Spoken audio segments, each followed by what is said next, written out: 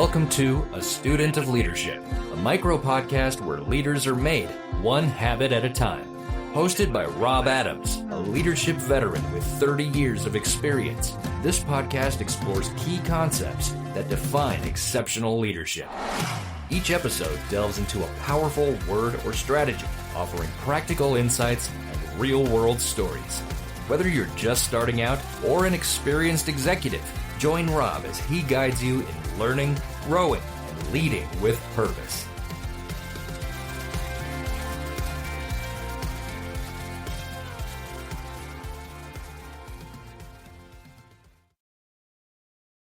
Hey everyone, welcome to A Student of Leadership podcast.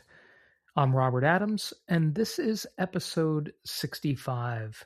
This is all about the leader who sees the whole person. And before we get started, this makes me think, I just love this. It's so perfect because if any of you have ever learned about a thing called the protege effect, it's about learning and teaching and learning more. And every time I do a podcast, every time I dive deeper into some subject around leadership, all it does is solidify for me in my own journey as a student of leadership. I'm just solidifying the learning. I get to teach it some more, and I get to learn at an even deeper level. And that is so rewarding to me. And I want you to think about that. So as you're diving into educating yourself on your own journey of development, as you're becoming a stronger, better leader, go out and teach somebody something that you've learned recently.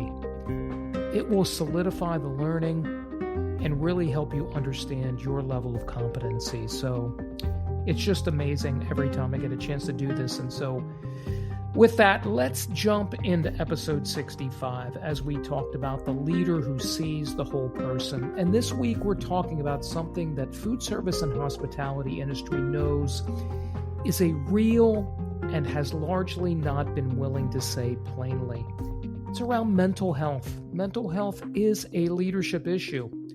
Not a benefit program, not a wellness initiative, a leadership issue that starts in the ordinary moments between a leader and the people they lead every single day.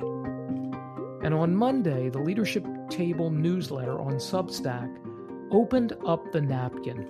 That's the sixth piece of the place-setting framework. This is about dignity and presence. The small moments that reveal everything about a leader's actual character.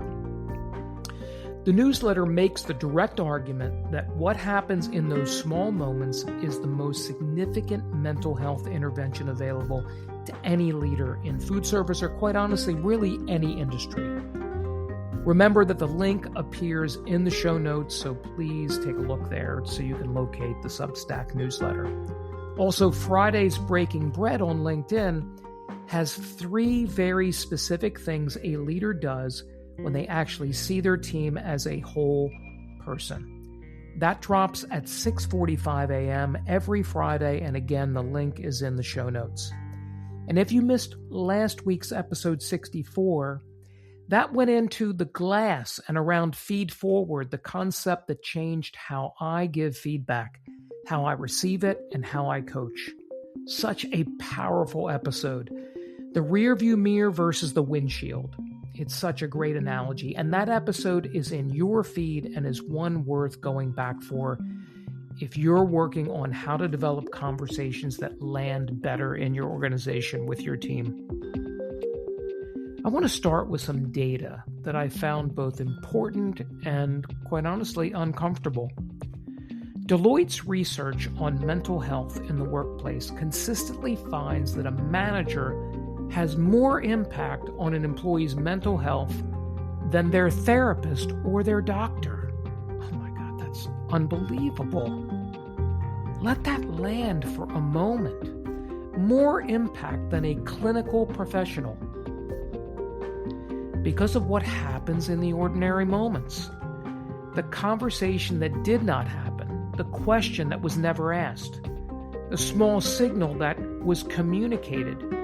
You are here to perform a function, and your humanity is not particularly relevant to that function. You see, in food service and hospitality, the National Restaurant Association and other industry research sources have documented the mental health and burnout challenges that face the workforce for years.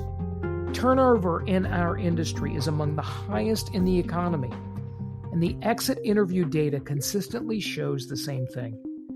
People leave their leaders, or I should call them managers, not the companies they work for. The managers they leave are almost always the ones who demand full presence while being fully absent themselves.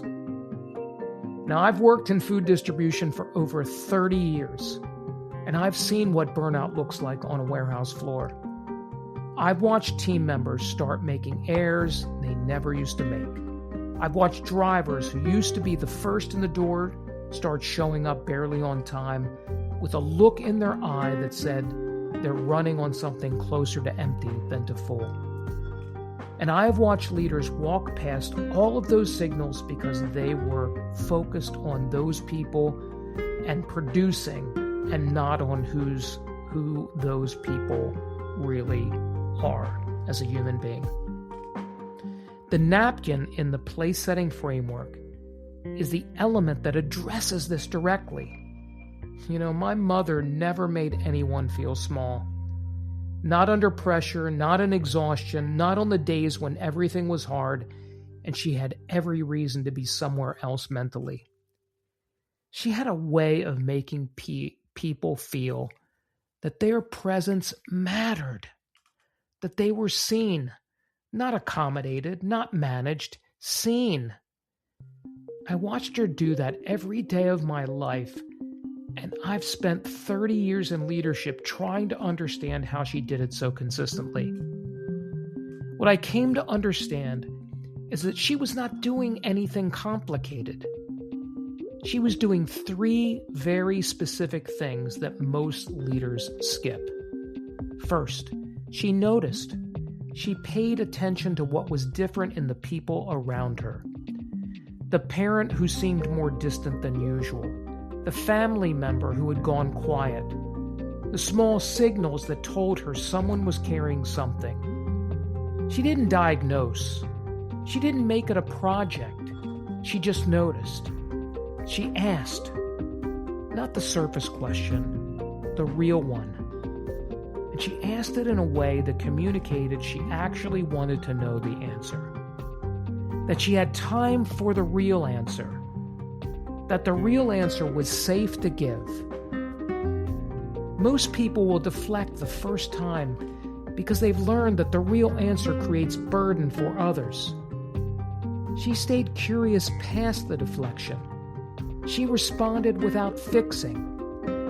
When someone told her something real, she didn't immediately go into solutions mode. She listened. She acknowledged. She communicated that she had heard, that she understood the weight of it, and they were not alone in it.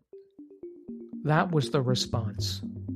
Not a plan, not a referral, an acknowledgement that said, I see you, and you are not alone here. Those 3 things are what I want to name as leadership behaviors this week. Not because they're complicated, because most leaders never do them consistently in a high-pressure operational environment where the default is to focus on what is being produced and to treat the human producing it as essentially secondary. I want to come back for a minute to Tim Etherington Judge for a moment. We talked about him last week in the context of the spoon and development. But his work with Healthy Hospo connects directly to this week as well. He built a movement around a truth that the hospitality industry was not ready for, say plainly, the people who pour care into guests every single shift deserve to have the same of that care poured back into them.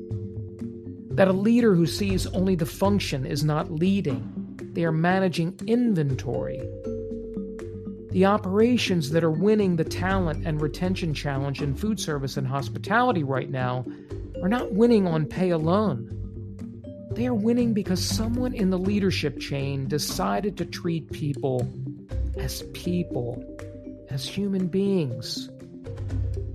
That decision starts with one leader, one conversation, one small moment of genuine presence. Now, I want to add something about what prevents leaders from doing this well, because I think it is important and it's usually left out of the conversation. A leader cannot consistently create safety for their team if they do not have it for themselves. A leader who has learned through experience that showing vulnerability in their organization creates liability, that being honest about struggling leads to being sidelined, that the performance of toughness is the price of staying at the table, cannot reliably extend to their team what they have never received themselves. This is why mental health as a leadership issue goes in both directions. It is not just about what leaders do for their teams. It is about whether the culture that leaders live inside has room for them to be human too. Whether their own leaders see them. Whether their own leadership chain has any space for honesty about what is hard. Now, AI is being deployed in meaningful ways in this space. Platforms that track engagement signals, tools that flag early indicators of burnout in teams, systems that prompt managers to check in when data suggests something is shifting. These tools are getting better, and I think they have genuine value. But what they cannot do is replace the human act of presence. They cannot surface the signal.